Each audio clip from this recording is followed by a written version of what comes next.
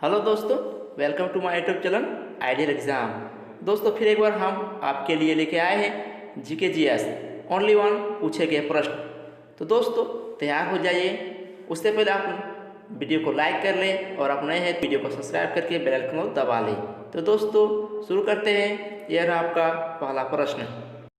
ये लीजिए दोस्तों, दिया हुआ है, लिखा है कि भूगोल का जनक किसे कहा जाता है। क्या पूछा गया है कि भूगोल का जनक किसे कहा जाता है। ऑप्शन दिया गया है। ऑप्शन ए लिखा है एरोटोमस, ऑप्शन बी एनेक्सिमेंडल, ऑप्शन सी इरोस्टनीज या ऑप्शन डी हिकेटियस। बताइए दोस्तों इसका सही उत्तर क्या है। तो दोस्तों इसका सही उत्तर है नंबर डी हिकेटियस। भूगोल का जनक किसे कहा जाता है ना, हिकेटियस। तो इसका सही उत्तर नंबर डी। तो चलते अगले क्वेश्चन की ओर। ये रहा अगला प्रश्न। ये लीजिए दोस्तों, दिया हुआ है, लिखा है भूगोल के लिए जियोग्राफिका शब्द का प्रयोग सर्वप्रथम किसने किया। क्या पूछा गया है, जियोग्राफिका शब्द का प्रयोग किसने किया। बताइए। ये रहा चार ऑप्शन दिया गया है। पहला ऑप्शन लिखा है हिकेटियस ने किया था, option B Herodotus, option C Eratosthenes, option D Anaximander. बताइए दोस्तों इसका सही उत्तर क्या है। तो दोस्तों इसका सही उत्तर है नंबर सी इरोस्टनीज, इरोटोस्टनीज। इसका सही उत्तर नंबर सी। ये लीजिए अगला प्रश्न नेक्स्ट। ये लीजिए अगला प्रश्न दिया हुआ है कि ब्रह्मांड में विस्फोटीय तारा कहलाती है। क्या पूछा गया है कि ब्रह्मांड में विस्फोटीय तारा कहलाती है। ऑप्शन दिया गया है दोस्तों। ऑप्शन ए लिखा है धूमकेतु, ऑप्शन बी उपलक, ऑप्शन सी उल्का, ऑप्शन डी अभिनव तारा। बताइए दोस्तों इसका सही उत्तर क्या है। ब्रह्मांड में विस्फोट तारा कहलाती है, क्या कहलाती है बताइए। इसका सही उत्तर है दोस्तों नंबर डी अभिनव तारा। क्या, अभिनव तारा ब्रह्मांड में विस्फोट तारा कहलाती है। नंबर डी अभिनव तारा इसका सही उत्तर है। ये लीजिए दोस्तों अगला प्रश्न।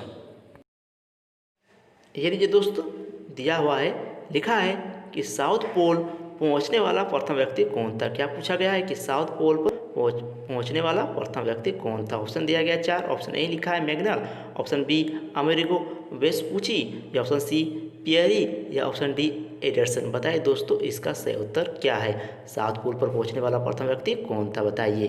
तो दोस्तों इसका सही उत्तर है नंबर डी एडरसन। क्या, नंबर डी एडरसन इसका सही उत्तर है। तो दोस्तों चलते अगले प्रश्न के लिए। ये रहा नेक्स्ट प्रश्न।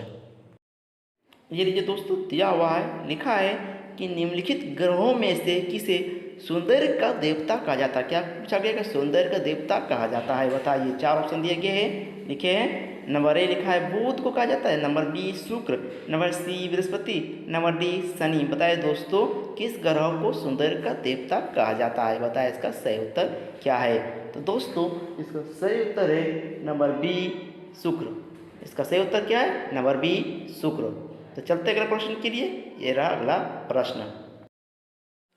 दिया गया है दोस्तों, लिखा है कि मंगल की परिक्रमा कक्षा में जाने वाला प्रथम एशियाई देश का नाम बताइए। क्या पूछा गया है कि मंगल की परिक्रमा कक्षा में जाने वाले प्रथम एशियाई देश का नाम बताइए। चार देश दिया है, चार देशों का नाम दिया गया है। नंबर ए लिखा है चीन, number B Pakistan, number C Bharat, number D Japan. बताइए दोस्तों इसका सही उत्तर क्या है। प्रथम एशियाई देश का नाम बताइए जो मंगल की परिक्रमा कक्षा में गया। बताइए दोस्तों इसका सही उत्तर क्या है। तो दोस्तों इसका सही जवाब है नंबर सी भारत। भारत एकमात्र देश है जो मंगल की परिक्रमा कक्षा में जाने वाला प्रथम देश बना। तो दोस्तों अगले प्रश्न को जाते हैं। ये रहा अगला प्रश्न। ये लीजिए दोस्तों, दिया हुआ है, लिखा है दोनों ध्रुवों को जोड़ने वाली वह काल्पनिक रेखा जो भूमध्य रेखा को समकोण पर प्रतिच्छेद करती है क्या कहलाती है। क्या पूछा गया है कि दो ध्रुवों को जोड़ने वाली काल्पनिक रेखा जो भूमध्य रेखा को समकोण पर प्रतिच्छेद करती है क्या कहलाती है। ऑप्शन दिया गया है। ऑप्शन ए लिखा है माध्यन, ऑप्शन बी देशांतर, ऑप्शन सी अक्षांश, ऑप्शन डी इनमें से कोई नहीं। बताइए इसका सही उत्तर क्या है। तो दोस्तों इसका सही उत्तर है नंबर बी देशांतर। सही उत्तर है नंबर बी देशांतर। तो चलते अगले क्वेश्चन की ओर। ये रहा अगला प्रश्न। क्या दिया गया है दोस्तों, लिखा है कि वह अक्षांश रेखा जिस पर सदैव दिन व रात की अवधि समान रहती है। क्या पूछा गया है कि वह अक्षांश रेखा जिस पर सदैव दिन व रात की अवधि समान रहती है। ऑप्शन दिया गया है, ऑप्शन ए लिखा है भूमध्य रेखा, ऑप्शन बी कर्क रेखा, ऑप्शन सी मकर रेखा, ऑप्शन डी हिंज रेखा। बताइए इसका सही उत्तर क्या है, बताइए। दोस्तों इसका सही उत्तर है नंबर ए भूमध्य रेखा। इसका सही उत्तर है भूमध्य रेखा। तो चलते अगले क्वेश्चन की ओर। ये रहा अगला प्रश्न, ये लीजिए अगला प्रश्न। ये लीजिए दोस्तों, दिया हुआ है, लिखा है कि उत्तरी प्रशांत महासागर में अंतर्राष्ट्रीय तिथि रेखा के विचलन का कारण है। बताइए क्या कारण है। ऑप्शन दिया गया है, लिखा है हवाई द्वीप समूह, ऑप्शन बी एलुसियन द्वीप समूह, ऑप्शन सी क्यूराइल द्वीप समूह, ऑप्शन डी उपयुक्त सभी। बताइए दोस्तों इसका सही उत्तर क्या है। ऑप्शन ए हवाई द्वीप समूह है, या ऑप्शन बी एलुसियंस द्वीप समूह, या ऑप्शन सी क्यूराइल द्वीप समूह, या ऑप्शन डी उपयुक्त सभी। इसका सही उत्तर बताइए दोस्तों। दोस्तों इसका सही उत्तर है नंबर बी एलुसियन द्वीप समूह। एलुसियन द्वीप समूह इसका सही उत्तर है। तो चलते अगले क्वेश्चन की ओर। ये रहा अगला प्रश्न। ये लीजिए दोस्तों, दिया हुआ है, लिखा है कि निम्नलिखित में से कौन सी चट्टान जैविक चट्टानों के अंतर्गत आती है। क्या पूछा गया है कि चट्टान जैविक चट्टानों के अंतर्गत आती है। बताइए। लिखा है option A quartzite, option B संगमरमर, ऑप्शन सी कोयला, या ऑप्शन डी ग्रेनाइट। बताइए दोस्तों इसका सही उत्तर क्या है। चट्टान जैविक चट्टान का अंतर्गत आता है, कौन आता है, बताइए इसका सही उत्तर क्या है। तो दोस्तों इसका सही उत्तर है नंबर सी कोयला। कोयला है, कोयला जो है जैविक चट्टान के अंतर्गत आती है। तो इसका सही उत्तर नंबर सी। तो चलते अगले क्वेश्चन की ओर। ये रहा अगला प्रश्न।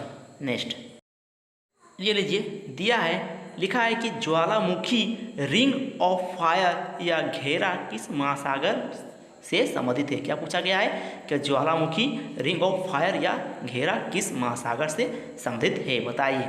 4 महासागर का नाम दिया गया है। ऑप्शन दिया गया है, ऑप्शन ए लिखा है प्रशांत महासागर, ऑप्शन बी अटलांटिक महासागर, ऑप्शन सी हिंद महासागर, या ऑप्शन डी आर्कटिक महासागर। बताइए दोस्तों इसका सही उत्तर क्या है, बताइए। तो इसका सही उत्तर है नंबर ए प्रशांत महासागर। प्रशांत महासागर को ज्वालामुखी रिंग ऑफ फायर या घेरा महासागर से संबोधित किया जाता है। तो इसका सही उत्तर है नंबर ए प्रशांत महासागर। तो चलते हैं अगले क्वेश्चन की ओर। ये रहा नेक्स्ट क्वेश्चन।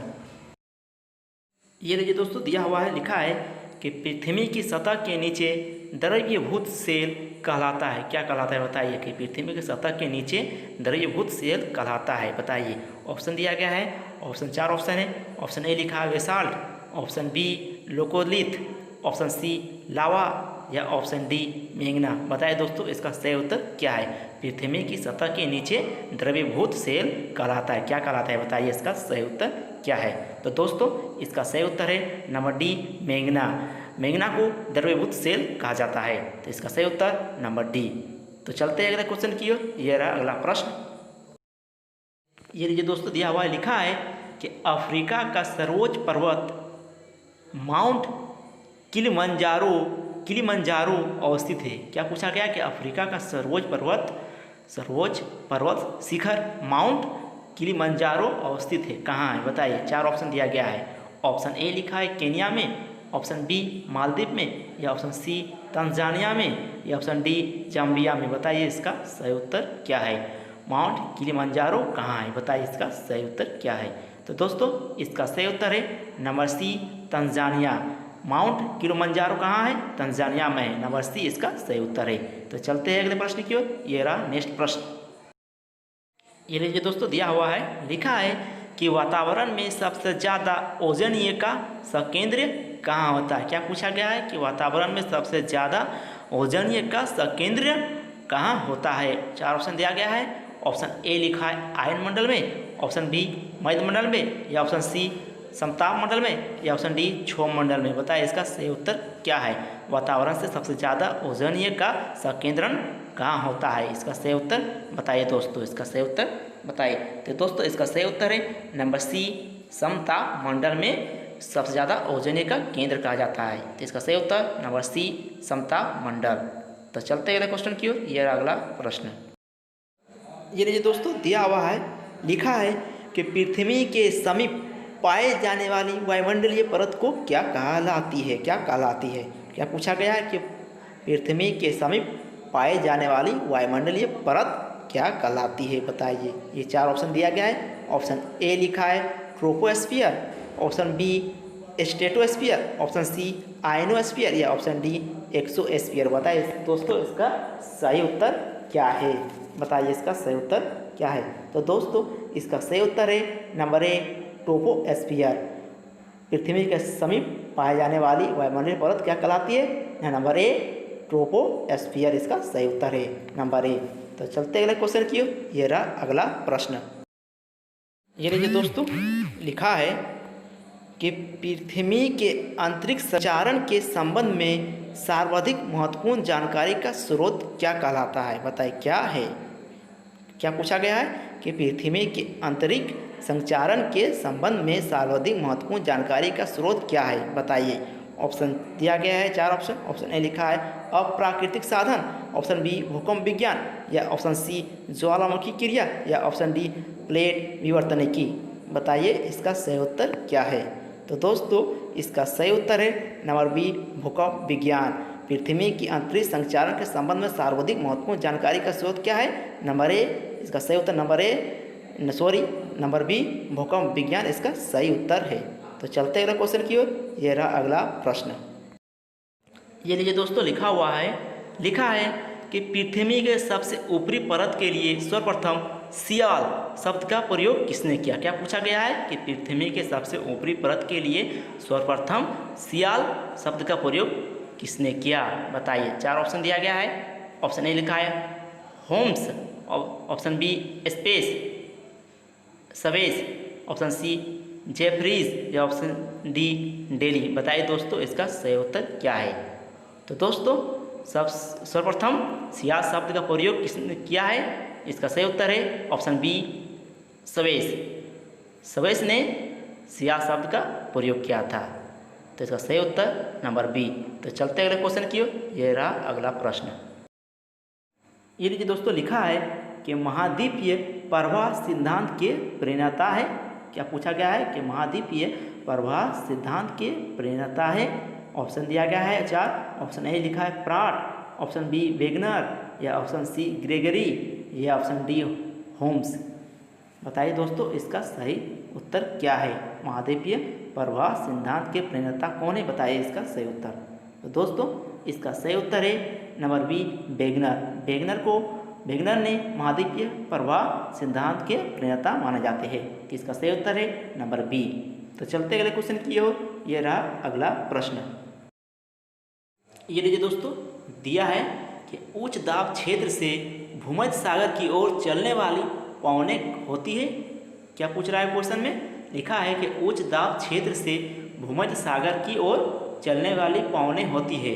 4 ऑप्शन दिया गया है। ऑप्शन ए लिखा है पछुआ हवाएं या ऑप्शन बी व्यापारिक पवनें या ऑप्शन सी मानसून पवनें या ऑप्शन डी समुद्री पवनें। बताइए दोस्तों इसका सही उत्तर क्या है। तो दोस्तों इसका सही उत्तर है नंबर बी व्यापारिक पवनें। उच्च दाब क्षेत्र से भूमध्य सागर की ओर चलने वाली पवनें होती है, नंबर बी व्यापारिक पवनें इसका सही उत्तर है।